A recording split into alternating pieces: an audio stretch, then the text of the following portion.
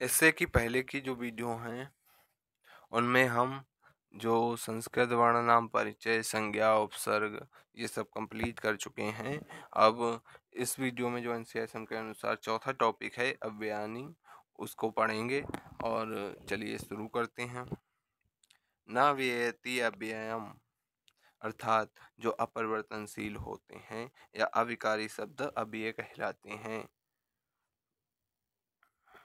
देखो, जो सदृशम त्रिषु लिंगेषु सर्वासु च अभिव्यक्तिषु वचनेषु च सर्वेषु यत् न व्ययति तद्व्ययम तद अव्ययम, जो होता है यत् न व्यय इति तत् अव्ययम, अर्थात तीनों लिंगों में, सभी व्यक्तियों में और सभी वचनों में जो अपरिवर्तनशील होते हैं उन्हें अव्यय कहते हैं। जो अव्यय दो प्रकार से निर्मित होते हैं, जैसे क्या होता है ऋण या व्युत्पन्न, अतएव सह बिना, और यौगिक होते हैं पठित्वा पठनम, इस प्रकार से। जैसे विभक्ति बोधक होते हैं कुतः ग्रामतः कुत्रत्र आदि। कालबोधक होते हैं अधुना अद्य ह्यः श्वः इदा कदा।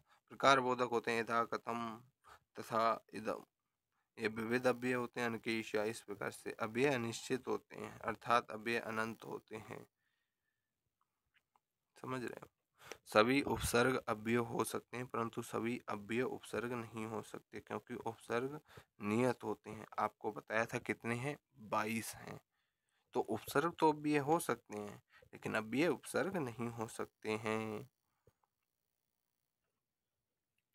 उपसर्ग को हम बता चुके हैं, प्रपरा अपन सम अनु अवविश निर्दोष दुर विआंगनी अपि अधि अतिशु उत अभिप्रति परि और उप, ये हम पहले ही आपको बता चुके हैं। पिछली वीडियो को आप जाइए देखिए। यहाँ पे हम पढ़ेंगे अव्यय। जो अव्यय साथ होते हैं इसका अर्थ सुनिए आप। अत्र, यहाँ, अद्य, आज, अधुना, अब, यह, बीता हुआ कल, स्व, आने वाला कल, संप्रति, इदानीम, इस समय, इव, यहाँ से,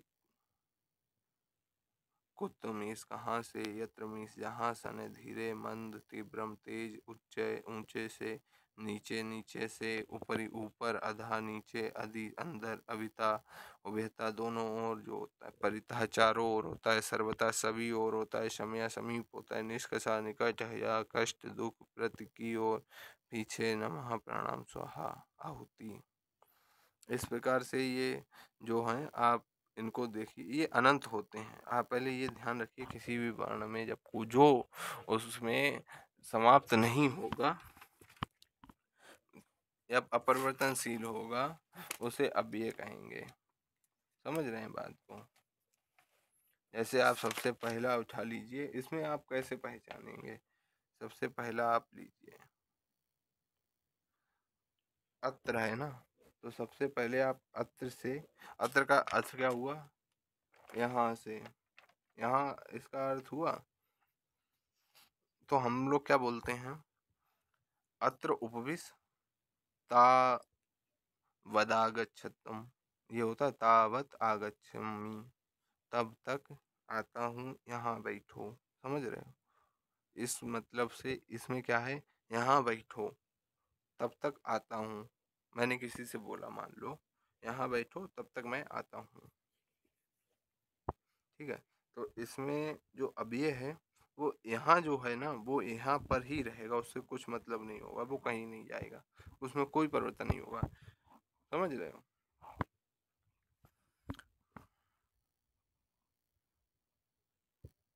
इस प्रकार ये हैं, इनको आप देख सकते हैं।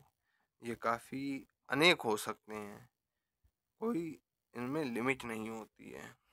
लेकिन मैं आपको कुछ इसमें से, जैसे हम बता रहे हैं आपको, जैसे आपको एक अव्यय दे दिया गया चा, मान लो आपको चार अव्यय दे दिया गया, बताया गया कि इसको वाक्य प्रयोग करो, तो आप चा का मतलब होता है और। इसमें आया, देखो ये चा है यहाँ पे,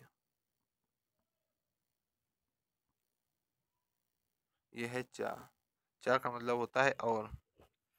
तो आप इसका प्रयोग कैसे करेंगे? मैंने कहा सीता और गीता, ठीक है, सीता गीता श, ठीक है। तो इस प्रकार से इसका वाक्य प्रयोग होगा, उसका मतलब भी निकल आएगा।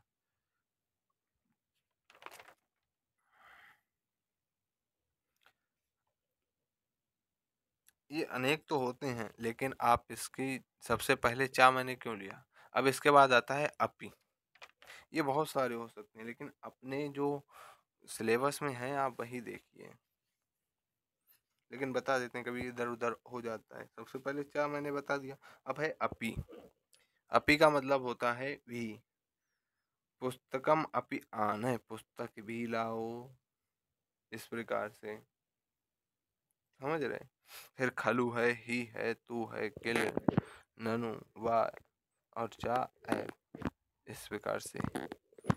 पुनः, विना, उच्चय, श्रुति एवं सह सार्ध्यम, युगपत, यथा, तथा, यावत, तावत इति।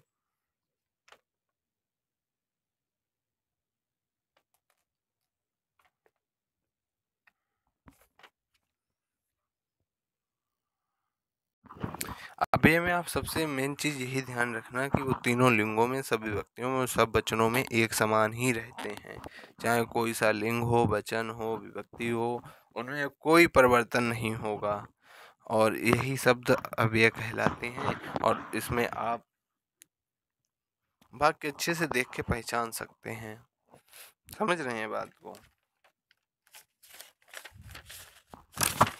मेनली इसमें वाक्य प्रयोग ही पूछा जाता है, और वाक्य प्रयोग या फिर पहचानने के लिए तो आप वो देख सकते हैं हमारे सिलेबस में। चा, अपि, खलु, ही, तू, किल, ननु, घा, बा, चा, एव, पुनः, विना, उच्चय, श्रुति एवं शः, साधर्म्यम, युगपत, यथा, तथा, यावत, तावत इति, यदा, तदा, यदि, तहि, साकं, न, कुत्र, कति, कुतः, किमर्थ, कियत्, हि, अत्र, तत्र, सर्वत्र, अन्यत्र, कुत्र, एकत्र, सदा, अन्यथा, एकथा। इतने ही हैं हमारे सिलेबस में। इन्हें आप ध्यान कर लेंगे। एक तो आप इसके सेंटेंस अगर देखते हैं तो आप देखो,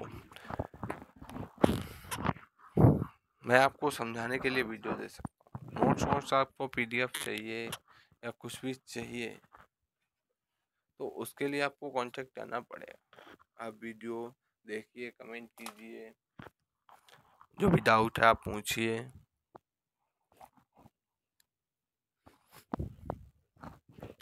बाकी ये वीडियो हम लोग यहीं पे ख़त्म करते हैं और मिलेंगे एक नई वीडियो में। अगला टॉपिक रहेगा कारक प्रकरण, ठीक है। कोई भी डाउट है आप हमको कमेंट्स में पूछ सकते हैं। वीडियो को लाइक कीजिए, शेयर कीजिए, कमेंट कीजिए और चैनल को सब्सक्राइब कीजिए। और मैं अपने व्हाट्सएप चैनल का जो लिंक है वो आपको डिस्क्रिप्शन में दे दूंगा, उसको फॉलो कर लीजिए। कोई भी अपडेट होगा तो आपको मिल जाएगा। मिलते हैं एक नई वीडियो में, तब तक के लिए धन्यवाद। देखते रहिए, साथ बने रहें और अगला टॉपिक नई वीडियो के साथ हम आपको अगली वीडियो में फिर से मिलेंगे। तब के लिए धन्यवाद।